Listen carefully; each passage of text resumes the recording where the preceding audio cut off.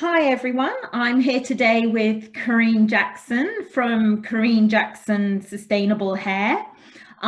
We know that you're all struggling with some lockdown hair conundrums, so what better than to get an award-winning celebrity hairdresser to answer all those questions and help you with some of the problems that you're experiencing and what to do until we can get back into the salon.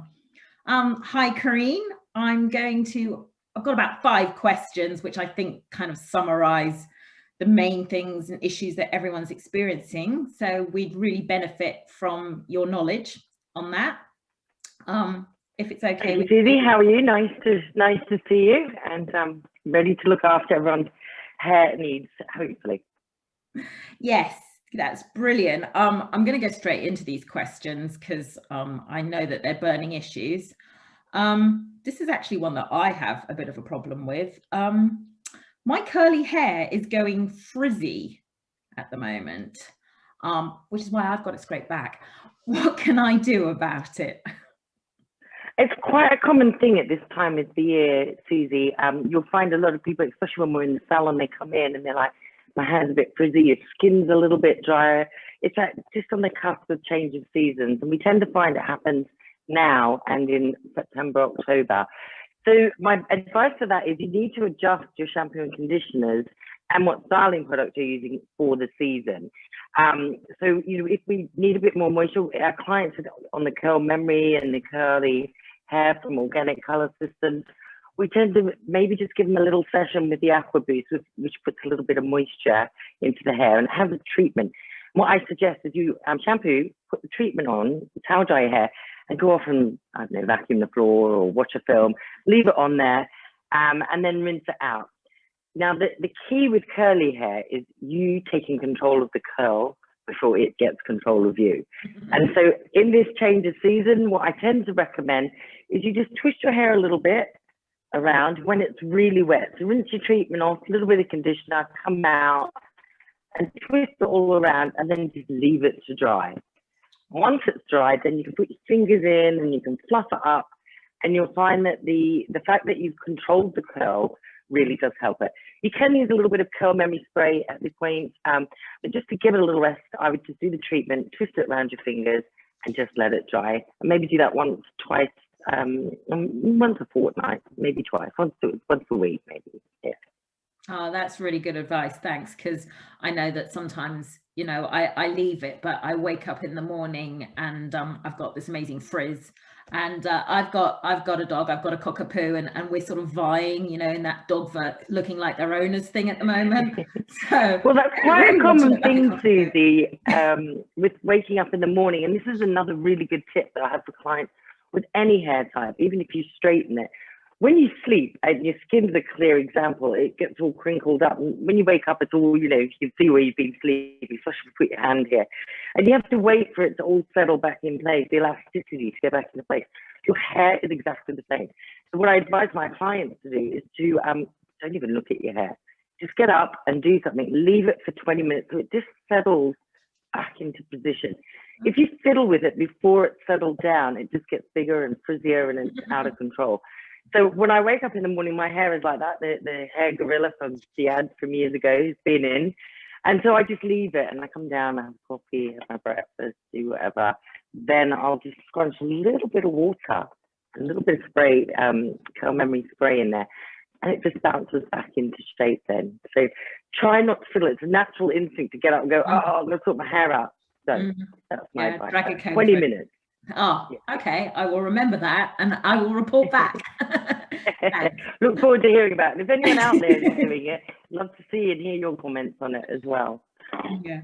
The second question kind of follows on from that, and you may have partly answered already, but this question is, if you have coloured and curly hair, which products would you be better off using? Because obviously, you get specialist shampoos and conditioners for curly hair and you get specialist ones for coloured hair, but which is more important? So choosing your shampoo is very personal, I think, and we like to do the stretch test and recommend what's right at the right time.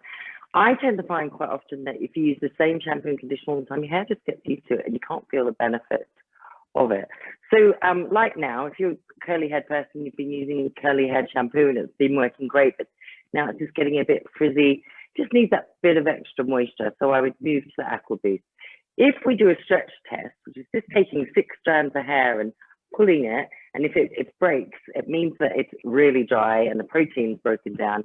So you'd be better off using a protein-based shampoo and conditioner, which is the Aqua Boost. So little tips is to just swap it around, but curly hair, stick with your curly hair shampoo and conditioner because it does work with it. And then just for a month or so, a couple of times a year, swap over to one of the other two, either the Aqua Boost or the Power Build, depending on how dry your hair is. Fantastic. And we should say to anybody that's watching this that the shampoos that Karine is recommending are all available through her web shop. So if you go to karinejackson.co.uk, you can purchase all these amazing products to keep your lockdown hair looking luscious. And if you have any questions, my team and myself are available. We'll answer via email. And Simon's happy to do a Zoom chat and things like that. So if you want to know exactly what, we can teach you how to do the stretch test yourself. Okay. Oh, all really good, useful tips. Now, one of the biggies that I think, dare I say, especially women are probably worried about, my roots are showing through, but I've got highlights as opposed to a block color. So can I do anything about it? My natural professional instinct is no, because it's very tricky to color your own hair, and especially with highlights. If you are absolutely desperate, and I'm getting a lot of stick professionally about this, but I do believe in clients are going to try it anyway. So if you're going to try it, and I don't recommend it, is to get a very wide tooth comb and paint on the color and comb it just onto the roots, like just do one comb through and it'll just take the edge off. Or say if it was my hair, I would get the comb and I'd comb one side like that, one side like that, and one side up. And so you're just putting a little bit of color through. It's not perfect, but it will get you through this tricky time. And be very careful with it. Don't over apply it. Just make sure it's nice and even on the comb and just comb it through. But if you can, and I'm holding out, I had a team meeting this morning going, oh my God, I'm desperate for my color. If you can hold out, get on your priority list with your salon, get into your salon. Most salons are taking, waiting list bookings. We've got a good list going. So if you do want to get in, just come and apply. Just send me an email and I'll pop you on there. Fantastic. And how do they get in touch with you, Karine? What email address should they use? It's appointments@karinejackson.co.uk.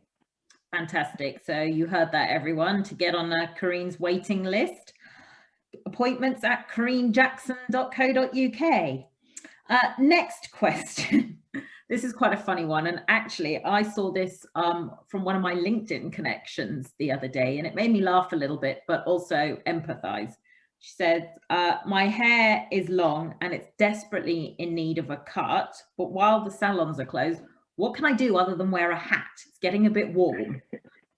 Excuse me. Right. So there isn't a great deal. If it's long and the ends are starting to break and get a little bit frizzy, what I would recommend is just to get a little bit of oil, like argan oil, and mix it with the cream. It's a little bit heavier. Don't go anywhere near your roots with it because that will just make your hair greasy. What you want to do is just put it on and then smooth it downways onto your hair and just let it build up a little bit so it's creating a barrier, and we'll just give the hair a little bit of softness and make it look slightly better for you. Hopefully tide us over until we can all get back and see our hairdressers. Yeah. Little fun updos are good as well. So you could actually take two, if it's particularly long, you can take one hairband and halfway down put another hairband in. Then you roll the hair at the end into the two hairbands and clip them together. And you get like a nice little chignon, and you can do that at any point over your hair as well. So I like that. A variation on the messy bun, which has also taken exactly. Mine's not quite long enough for that yet, so it's just in a ponytail, but we'll see. Last question, and thanks so much for your time. This is one I have also had some personal experience of. I wanted to colour my hair, so I bought a home dye off-the-shelf product from my local chemist, and it's gone horribly wrong. Help!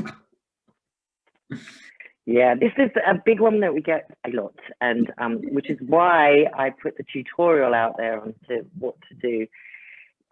First bit of advice is, if you're going to do a home colour, try and get your stylist to recommend what shade to use and what brand to use. We're recommending Tints of Nature on our website. It won't be the same as a salon colour, because what we do in a salon is we mix 3 or 4 colours together to make a colour specifically for your hair type. We take into consideration if you throw a lot of red, which is where a lot of the problems come. People put a lighter colour on and their natural undercoat comes through and they end up with bright orange hair or pinkish coloured hair.